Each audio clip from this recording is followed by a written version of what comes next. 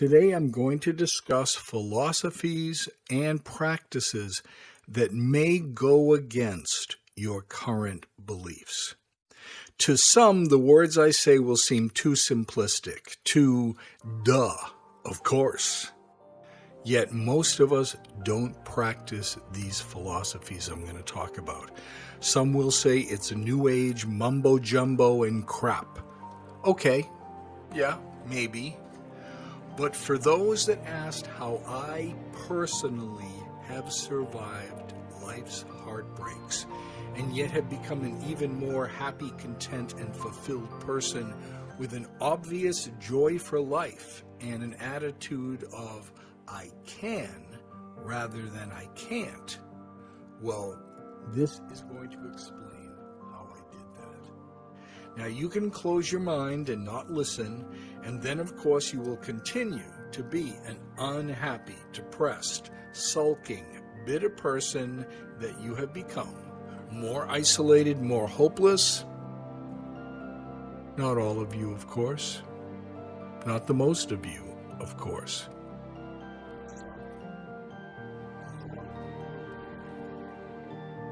Or you can really listen to this and think about whether practicing this kind of philosophy of life might make you a more satisfied individual who can become happier and happier as your life goes along. Hey, folks, you know what? It's free advice. And practicing this lifestyle doesn't cost you a thing. So what would you have to lose? If you had an open mind and you listened to this and you tried it, what would you have to lose? You'd only have a closed mind to lose. Namaste, my friends.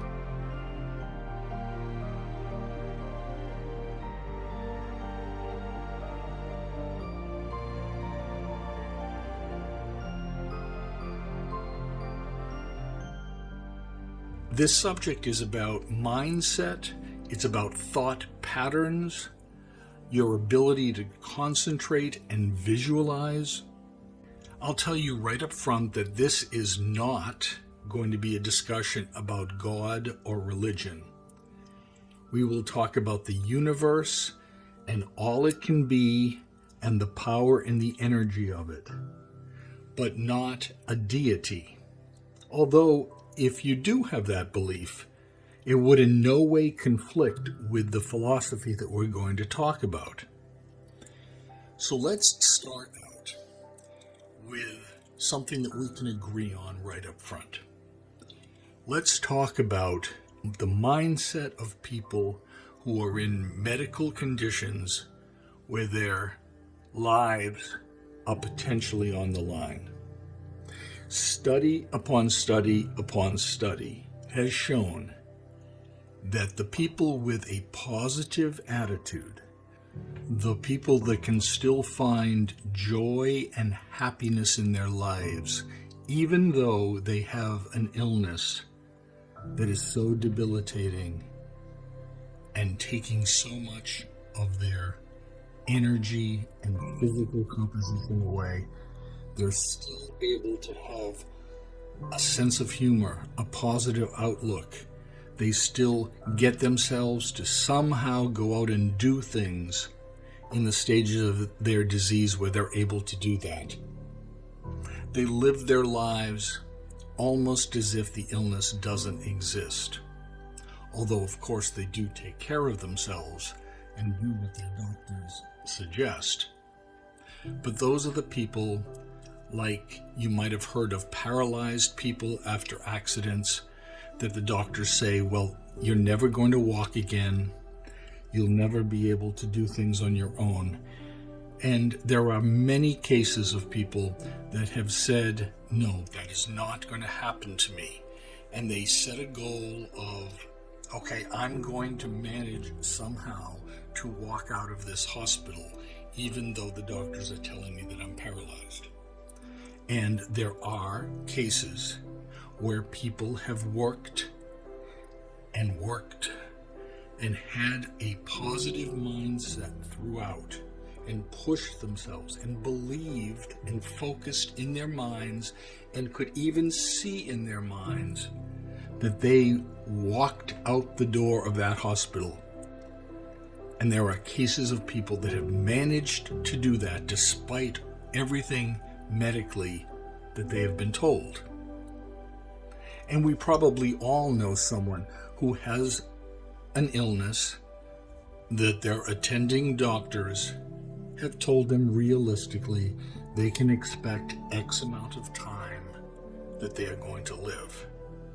And the doctors tell that, of course, to the patients so that the patients understand what's going on. They have a realistic view of what's going on. And oftentimes, if they have any personal business, family issues that need resolution, they're more or less pointed in the direction that now would be the time to do that. And how many of those people that we have heard of or know personally that when they've been told they're going to live 6 months, 2 years later are still alive? There's an actress named Valerie Harper who was found to have a brain tumor. This actress was on the Mary Tyler Moore Show in the 1970s, and then she had her own show, Rhoda, which was a spin-off of that, and then she's done many other television and movie things since the 1980s. And she was diagnosed with an inoperable brain tumor, and she was told that she was going to have a short amount of time to live. And because of her attitude, because of her refusal to let it take her down, she went and appeared on a show called Dancing with the Stars. She has done appearances on many other shows, and that amount of time that she was supposed to have left in her life has now, she's somewhere like 5 times beyond that now, and shows no sign of slowing down. And medically, they're seeing a shrinking in the tumor in her brain. Now, she has received treatment on that, of course, but because it's an inoperable tumor, it was told that there was really nothing that they could do for her. So they'll do the minor medical things that they can do, most likely keeping her comfortable and all. However, she fought this so much with her attitude and her, I'm going to get up and live my life exactly as it was before I was told that I had a brain tumor, that she's been able to go on and to do that and have such a positive attitude that after all of this time, there's no slowing down. She's still going.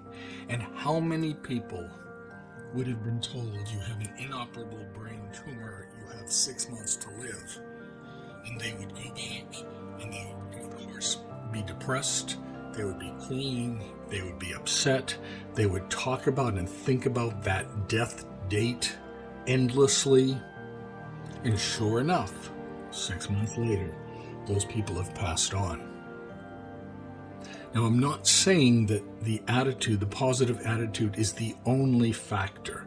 There are many, many factors of why some people live longer than they're told, and some people live shorter than what they're told. But positive attitude, the attitude of living your life as if that condition didn't exist, and once again, taking care of themselves medically, but living their lives almost as if that didn't exist, that they were going to go beyond the time that they've been told that they have in their life. They've been able to do that, and the positive attitude is a huge factor. I lived by the principles that we're going to talk about through most of my life. I just didn't realize that there was a name to it, a particular category that it fit into, which is the law of attraction. There was a book, still out, called The Secret. It hit in the late 90s, early 2000s, I think, and it took off. huge hit, became a documentary, has subsequent books about it, and it talks about the law of attraction, and that's really how I saw it come together in a philosophical and structured way. And so I watched the movies, I've read the books, and I've done what I did back many years ago with the Weight Watcher diet. When I was younger and I was overweight, I've told the story that I went to one Weight Watchers meeting back in the mid-70s, I think it was, and I got a copy of their diet, and I never went back to another Weight Watchers meeting, but I had a copy of their diet, and over the years I worked with that diet, making changes to accommodate the fact that I worked out so much, and that I wanted to be bigger, and I wanted my body fat to be lower, and I worked on that diet, and I use that diet to this day with my clients. So I took this book, The Secret, and the things that it outlined and the philosophy that it was about, and I tinkered with it just like I did that diet all those years ago. And what I've done is I've taken what I feel is useful to me from this book, and I've discarded the part that I don't feel is important in my life. And that's exactly what I want you to do should you decide to play around, experiment with the things we're going to talk about. The good things about this book, when it was out, was that it brought attention to this principle of the law of attraction to a very large audience. It became very popular. Everyone bought this book. It was on the New York Times bestseller list for a very long time. So I am happy that for me, I was able to read something that really tied together the principles that I believed in, and it was also really good that it reached just such a mass audience. Now, how many people still work with the principles in that book? Probably not a lot, because we have short attention spans, and we try things for very brief amounts of time, and if we don't see immediate success, we dismiss them. So I don't know how applicable the principles are in that book to the people that read it after all of this time.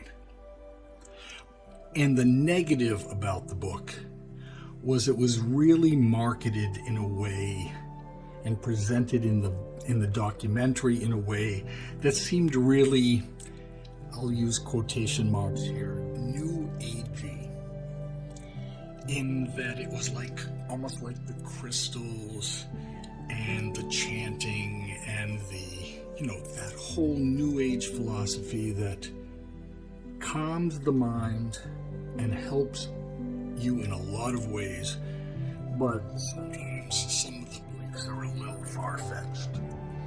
And the way this book was marketed, unfortunately, it became that new age thing, and it was dismissed by a lot of people as ridiculousness, as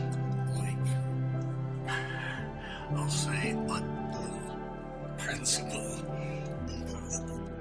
Of course, if you have a positive attitude, things are going to be better. Boom. They accept that fact. They look at it, they say, yeah, that's true, and cast it aside. And don't apply it to their lives. Or if they do apply it to their lives, they apply it for a very short amount of time. And again, if they don't have immediate changes, they dismiss it. So as we move on now, I'm going to talk about the book, the things that I extracted from the book that go along with what my philosophy of life has been all these years. And I'm going to leave the stuff that isn't applicable out of the equation. So with that in mind, let's get into the book. The book starts by telling you that this law of attraction, this philosophy of living, has been used by many of the great people through history. And there's a lot of quotations from those people, and I'll give you some of those as we go through this. And it is true. The law of attraction, they call it the secret because it's been used by people over the years, and it wasn't greatly talked about. The book leans towards that these people knew that this was a secret way to be able to get what you want in life, and therefore they didn't want to give it out to the masses so that everyone knew about it because they wanted it for themselves, which is bull crap. What the historic people did was they might have had a very focused, clear-cut plan in their mind of what they're going to do, so they had that concentration, they had the positive mindset that they were going to go forward and they were going to accomplish whatever they were looking to accomplish, good or bad. They didn't think in terms of it's the law of attraction. It wasn't termed that. So when we talk about the historic figures and we talk about these quotations, they do go along with the philosophy, but don't think that in its entirety that this law of attraction existed for all of these centuries. It did in action, but it did not in written down philosophy. There are small bits that it talks about from the Bible, from the Torah, from the Old Testament, the New Testament, other religions, how they've used different aspects of this in the texts of their religions.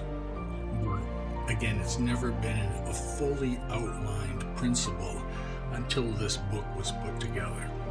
You can sum up the philosophy very quickly and easily in 3 words. Thoughts become reality.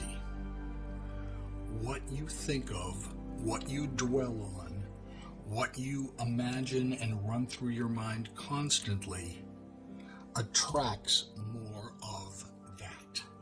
So that if you are a negative person and you are constantly thinking, oh, I'm going to be late for work, I'm going to have the worst day. Say you get out of bed, you stub your toe, and then as you're getting ready for work and your toe is throbbing, you think in your mind, it's just going to be one of those days. And so you head to work expecting the worst, and you're stuck in traffic, and you're late for work. And now you think, compounded, great, my toe is aching, I'm late for work, what next bad is going to happen? And then you don't get your lunch hour because things are so busy, and it becomes such a negative thought in your mind that this whole day is going to be crappy because of a short negative experience that started your day, that you focused on, that you believed was then going to impact the rest of your day, and because you expected it, there it was. The universe gives you what you were putting out there. How many times have you been able to get up in the morning and you just feel great and you have energy and you're just feeling happy and you think in your mind, it's a beautiful day outside, it's going to be just a great day. It's probably the weekend, you don't have to work, you're going to spend time with family, maybe you're going somewhere. You're excited and you're positive about how that experience is going to be. And then what happens? A positive experience happens.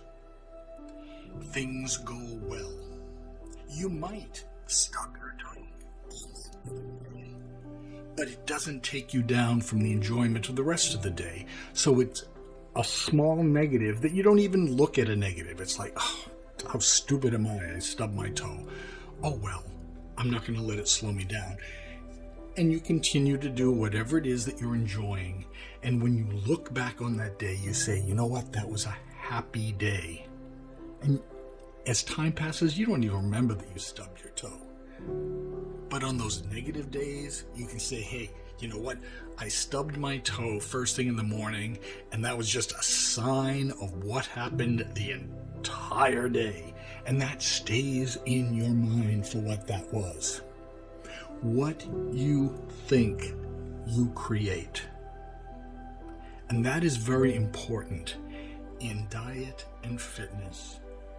and how you go about changing the habits and your general outlook on your life that will help improve those areas of diet and fitness. You attract everything in your life, good and bad. Your thoughts are life transforming. We think that we have no control over our situations. Things happen, it's completely out of our control. But what we do have control of is our reaction to negative things that happen to us. We can decide something that takes down my entire day or experience, or is this just a little bump in the road and I don't care, I'm still so focused and so clear and so positive about my destination that I'm not going to let this little thing slow it down. And examples of the negativity, the kinds of thoughts that you can ruminate and roll around in your mind over and over again would be things like anger, resentment, guilt, jealousy, fear.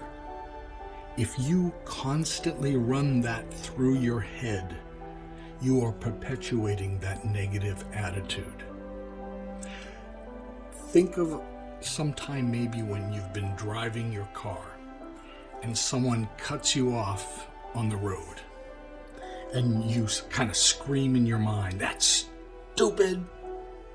Like, I could have been killed. I have kids in the back of my car and they cut me off. What a jerk. But you're yelling in your mind at this driver. And then as you continue to drive these next miles, it stays in your mind. You know what I should have said? I should have done that. I should have flagged them. I should have gone in front of them and slowed down and showed them. I should have gotten revenge on them.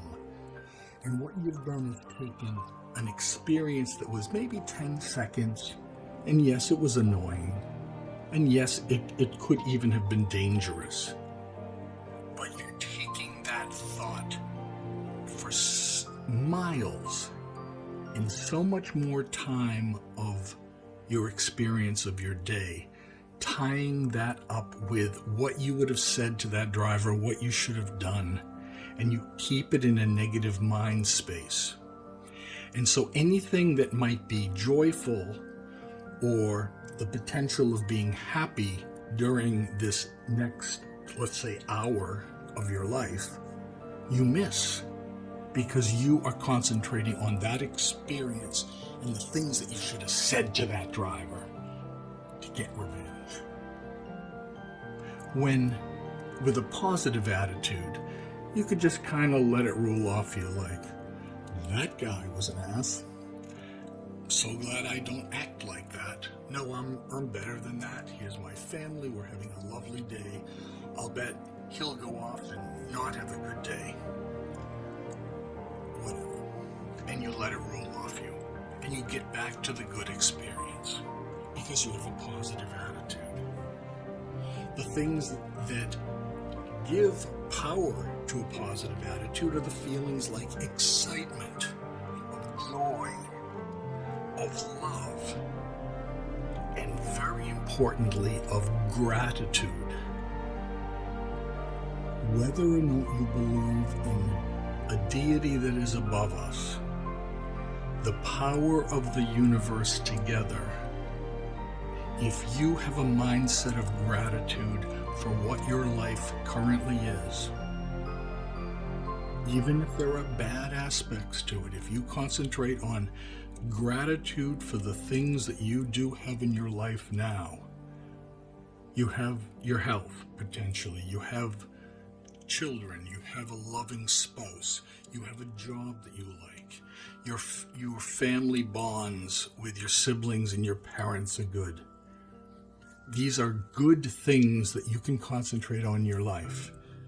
Now, maybe you're having financial difficulties at this particular time. Maybe you're not completely happy at your job and you're looking for something new. Maybe you and your spouse are going through a rough patch.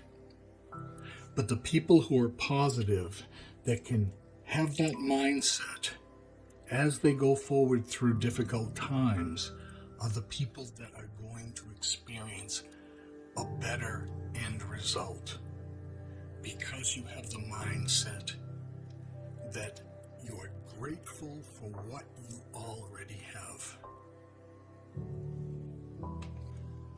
Winston Churchill said, "You create your own universe as you go along."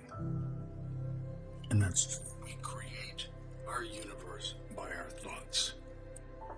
If you dwell on the negative aspects of something, you give that negative energy power. And if you're dwelling on something negative and you're thinking about it and you're visualizing it, you're visualizing what you should have said to that driver and how you would cut in front of the car and how you would slow down. If you've got that in your mind, the universe is going to kind of think that's what you want. I know that's the new agey thing about this, but it's true. Even in the respect of, if you're thinking negative and you're expecting a negative outcome, then you're going to be looking for a negative outcome, and therefore you're going to get a negative outcome. That's kind of taking the universe's part out. If you are in a positive mindset and you believe that you can do something, you know the famous saying, if you believe you can do something, or if you believe you can't, you're right about both.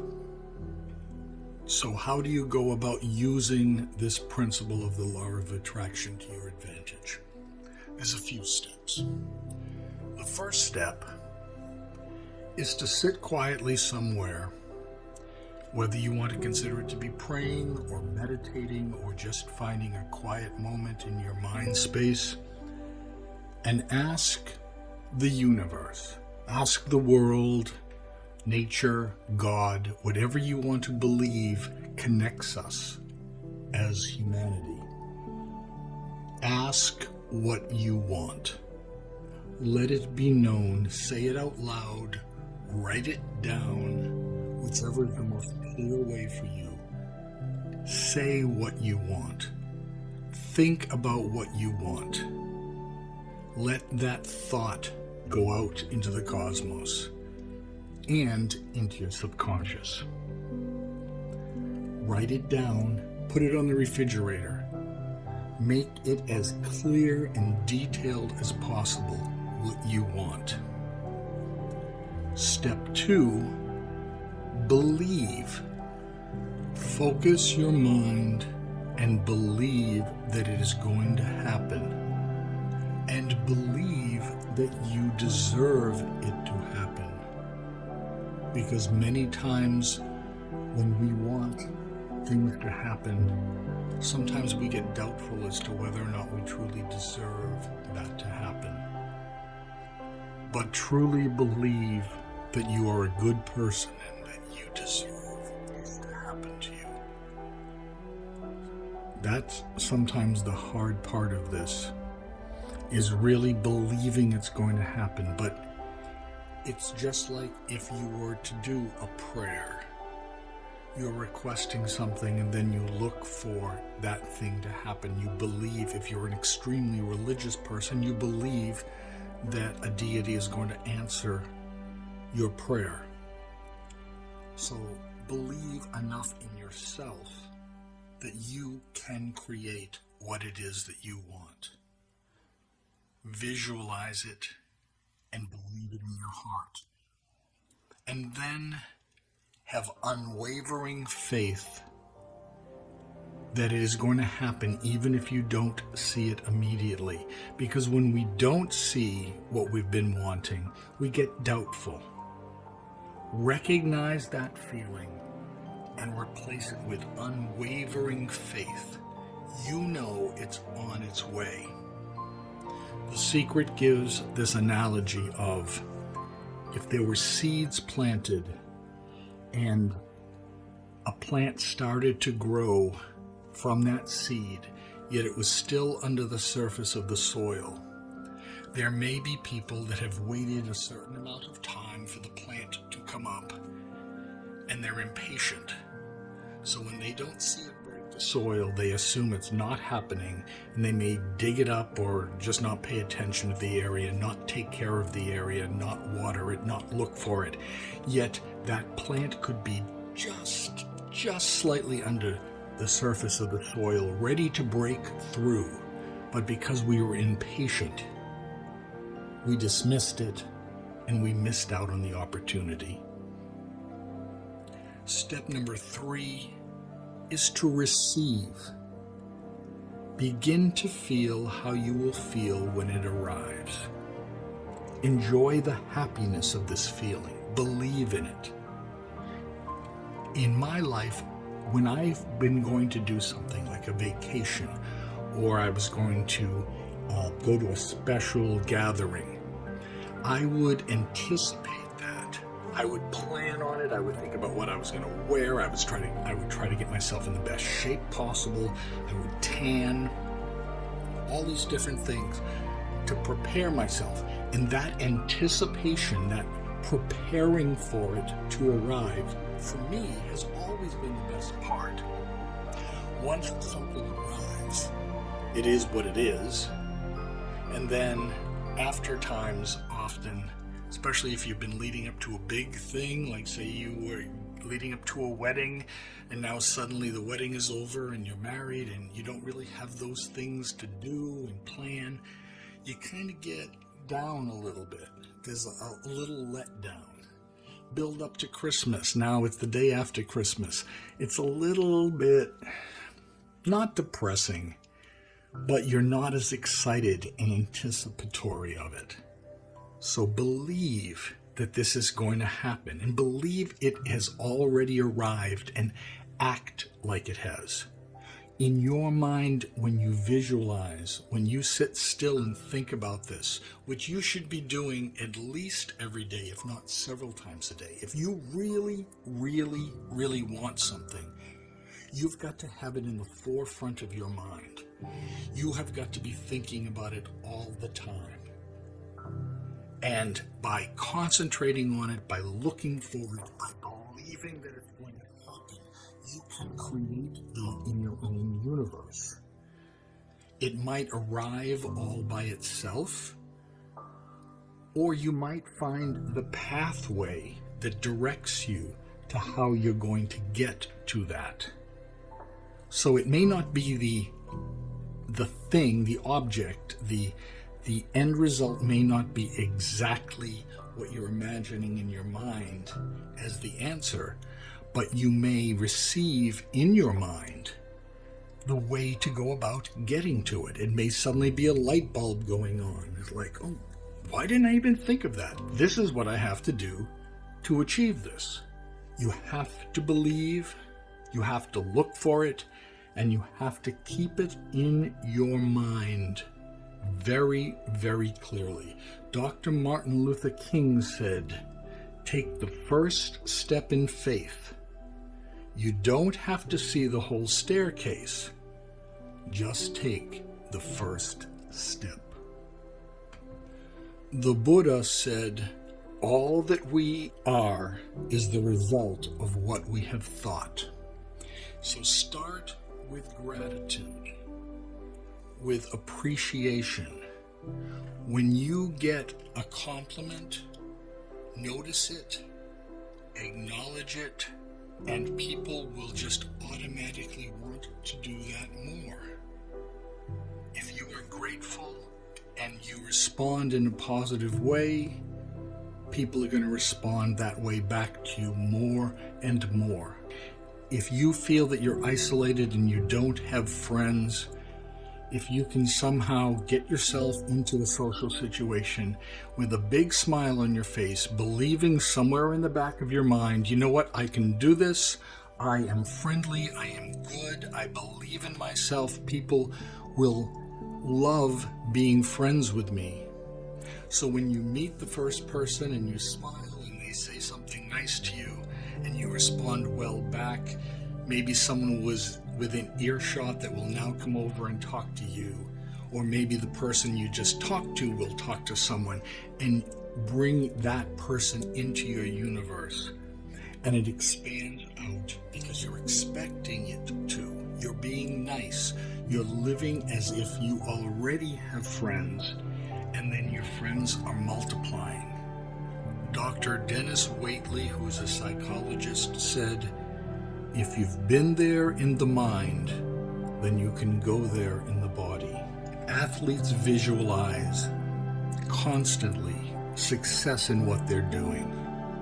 When they're hungry for it and they're working towards it, if they're working towards doing a race, they picture that race in their mind. How they're going to be dressed, what the weather's going to be, what the pavement's going to feel like under their feet, what it's going to feel like as they pass through the different stations and checkpoints, when they can see the finish line as they're approaching it. They run all of this through their minds constantly when they're training. If you're training for a marathon, you're picturing a marathon in your mind as you get greater and greater distances done as you train. They're very, very focused. As a matter of fact, athletes that visualize have their muscles fire in the same sequence when they've been hooked to monitors where trainers and doctors can watch what's happening in the brain and with the muscles. When they just lay there and they really focus and they run the race through their mind very, very clearly, every aspect of it, they actually see, even though the athlete isn't moving, the muscles are following in the same sequence as if they actually ran the race. Because the mind connection is so great. The mind can't distinguish between focused visualization and the real thing. Think of that. That's amazing. So if you can focus in your mind clearly enough and you practice at it, believe me, this takes practice. But the end result, the payoff, is so amazing. How can we not try this? Albert Einstein said, imagination is everything. It is the preview of life's coming attractions. Jack Canfield says, decide what you want, believe you can have it, believe you deserve it, believe it's possible for you, and then close your eyes every day for a few moments and visualize you already have what you want, and the feeling that you would have if you already have it. Come out of that, focus on what you're grateful for, what you already have, and really enjoy that. And then go about your day and release it to the universe and trust in it. You don't have to trust the universe or a deity if that's not part of your life. But you can trust yourself. You can trust your mind, that when you put your mind to something, you can accomplish it. Focus with memories, things that you did that were so important to you that you thought about it all the time, and then you managed to do it. Whether it's get a better job, whether it's find a spouse, whether it is personal growth of another kind, when you have put your mind to something, every one of you within the sound of my voice, if you have put your mind to something, you have accomplished that. That has been in your past. Find those thoughts. Remember them. Remember the feeling. And be grateful that you received them. And then whatever you want going forward, apply those same principles.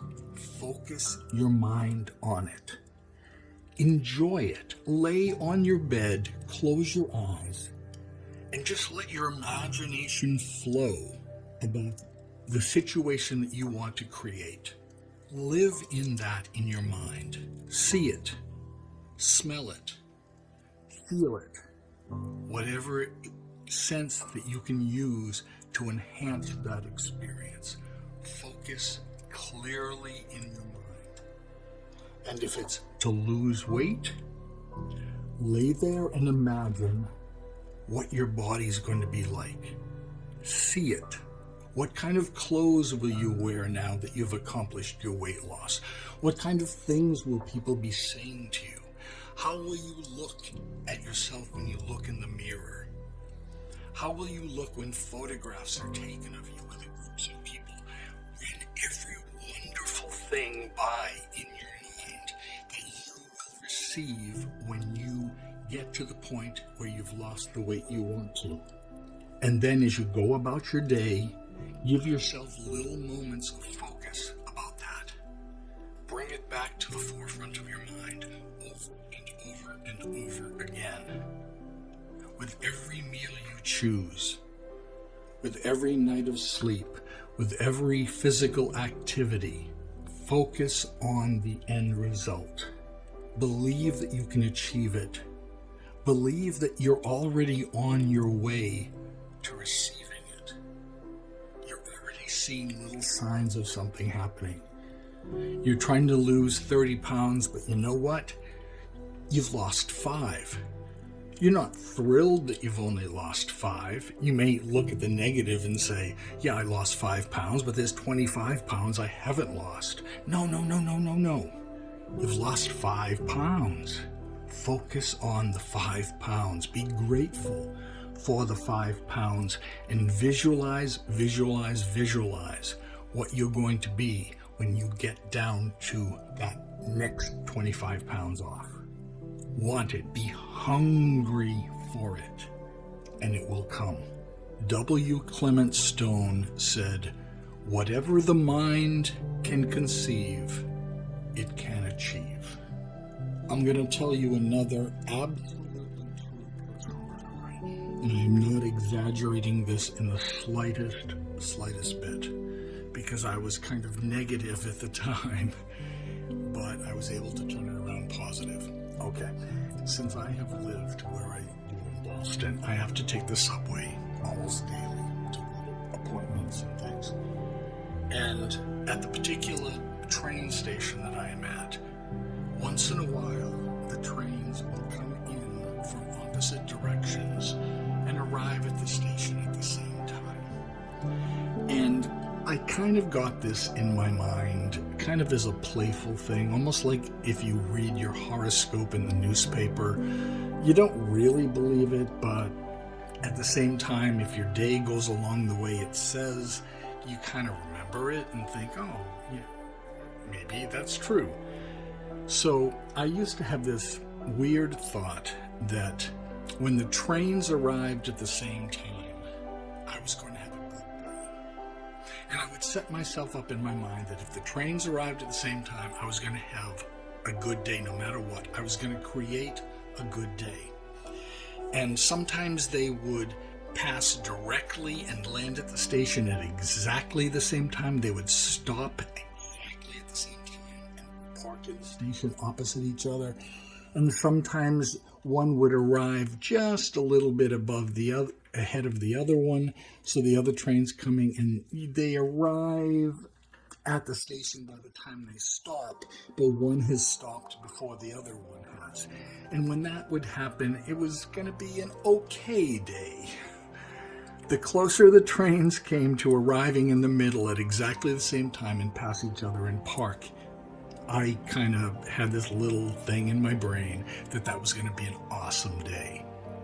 And if one train arrived and there was no sight of the other one at all, then maybe it isn't going to be the best day. Now, I probably, just like I'm talking about here about creating your own world, I probably created my own negative day if that train didn't arrive with the other one. I know that's silly, but whatever. All right, so on a Sunday, which is the slowest time for the trains to run, I was going out, and I went completely to the end of a platform and sat down in that bench that was there. And as I was waiting for the trains, I was imagining this stuff from The Secret in my mind. I was thinking about the law of attraction and how you can create your own reality and yada, yada, yada. So I came up with this idea that here it is Sunday, the slowest day for trains to run. You have to wait like 20 to 30 minutes each time for a train. And I was seated not in the center of the platform, but way at the opposite end of one. I was sitting at that bench. And I looked up to the universe, or to the heavens, or to nature, whatever you want to encompass in this. And I closed my eyes and I said, okay, I'm going to test this. If this is true, whether it be the law of attraction is true, whether it be that there is a God, whether it be that there's reincarnation, whatever is beyond my current physical and mental experiences, if there is something beyond that, prove it to me. While I'm sitting here on this Sunday on a slow train day at one end of the station, have two trains come and pass each other directly in front of where I'm sitting. And if you do that, I'll believe. And I closed my eyes and I focused and I focused and I focused. And I am not exaggerating in the slightest when I tell you those trains arrived and passed directly in front of me. I almost fell off the bench. And this was just before the December 21st, 2012 thing. So I remember standing up to get onto the train and kind of looking up a little bit and saying in my mind, I'll be damned. I don't know if I created that. I don't know if the universe or the God or the spirits of my dead relatives or whatever, I don't know if that was an impact on that. But whatever it was that made these two trains arrive directly in front of me, when that's what I asked for, that's what I visualized, I'm going to be extremely grateful. And I'm going to apply these principles to other things in my life going forward. And I have. And I created my own vision in my mind, and I created my own world because of my thoughts and my feelings. Now, outer things rarely make us happy. You may in your own life have said, if I had more money, I could buy a second home, and then I would be happy. If I have more money, we could get a second car, and that would make life easier, so I would be happy.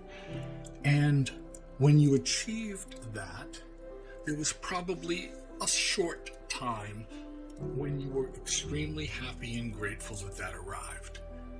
But then what do? You next want something else. Well, I have a summer home.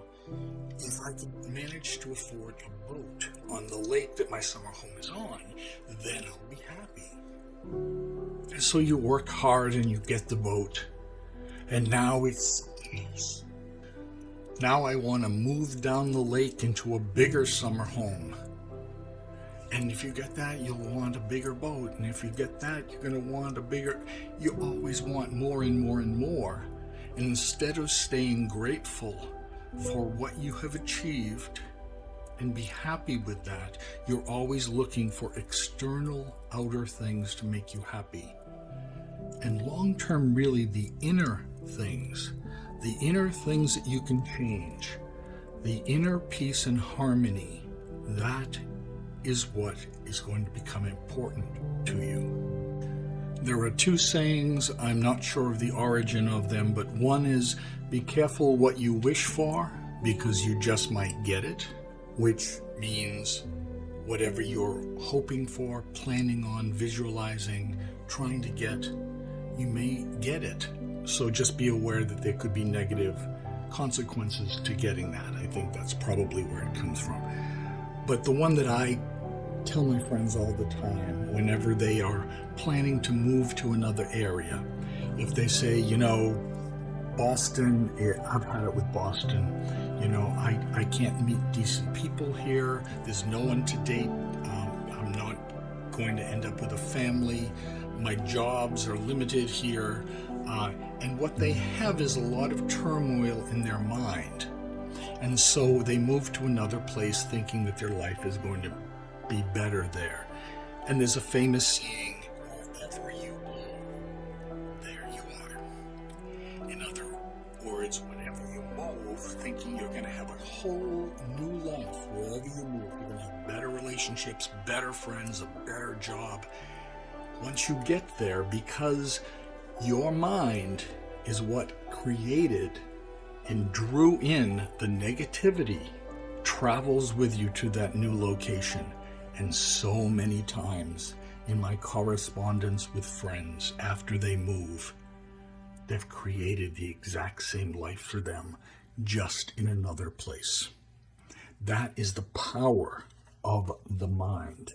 You have to concentrate on the inner things. And by working on the inner self, and part of that work on the inner self is this visualization, this concentration, this clear image of what you want, and work on making yourself a better person. If you aren't happy with your relationship with your family, if you are not happy with the friends that you have, if you are not happy with the job you have, you don't need to change the outer things. You need to change what is within you. If you change, then you will attract different people, different experiences, different work environments, different family relationships. By working on yourself and not trying to project it out onto anyone else, but accept it within yourself, work on yourself, treat yourself the way you want others to treat you. And when we complain about things, we keep that in our mind. So what we get is more of the things that we've been complaining about because we are focusing on the complaints. The people around you do not have the power to give you happiness. You must learn to concentrate and focus on the good things in your life, and then you will find your happiness. In relationships, partnered or family, if you're having a rough spot, sit down, write down everything that you love about them and appreciate that. Focus on that. And when you focus on that, we receive more of that from the relationship. If you sit down and you say, my wife is beautiful, my wife is faithful, my wife is a good mother, instead of my wife complains, my wife spends too much money. And if you're thinking those things, most likely you are verbalizing those things, or at least showing those things through your actions. So what your wife hears is that you think she complains and that she's not good enough. But if you come at her with love, with compliments, with focusing on the good things that she does or he does, that person is going to want to do that more because you're appreciating it, you're noticing it. It's a wonderful way to live your life. So let's bring it back to diet and fitness. This concentration and this visualization is what's going to allow you to push yourself further with both your diet and with your fitness development. If you are lifting weights and you are trying to develop your body, you're trying to reduce body fat, you're trying to be healthier and look better, always visualize yourself having achieved that. When you stand in front of the mirror, do not just see the way you look now, but allow yourself to fantasize about the changes that are going to occur with your body and believe that they are going to change. Believe in yourself that you can create this. And then when you have a chance, you sit quietly or you lie down, and again, you immerse yourself in the success, what it feels like, what it looks like, the compliments that people will give you, the better self-esteem that you will feel when you look at yourself. Concentrate on that. Be so hungry for it that you can feel it already there, and never lose sight of that. Yes, sometimes negative thoughts will come into your mind. If they do, you recognize them for what they are, you accept them, and then you just slowly push them out of your mind. If you fight it too hard, you're just going to cause it to rear up even harder. So when those negative things do creep in, just kind of look at them. Yeah, there's a negative thought. Now I'm going to move it to the side and bring back into my clarity the positive changes that you want to see and experience, and that you deserve, and that you will get. And don't let go of that thought. Practice it over and over again. Maybe at the beginning you're going to believe it for 5 minutes. And then maybe down the road a little bit, you're going to believe it for a half an hour, and then an hour, and then a day, and a week, and a month. And it just expands because you'll be receiving success. You're expecting it.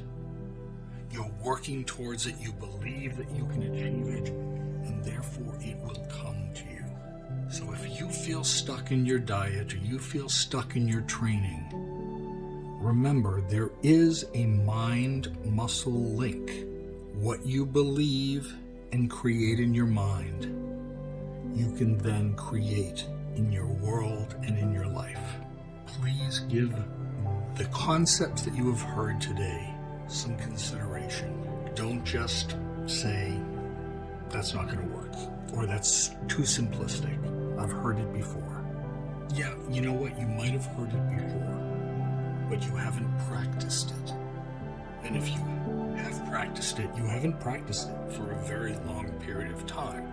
Make this a part of your life. Make this a part of your daily experience, and you will see wondrous things happen in all aspects of your life, including diet and fitness. This is Joey Hernandez. This has been The Secret of the Secret. If you're looking for the book, it's out at booksellers and Amazon. It's in the library. It's called The Secret. You might want to just give a read to it.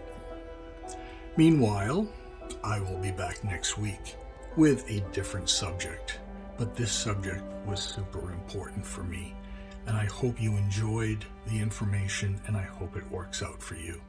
My best to you. I hope you have a wonderful week. Thanks so much now. Bye.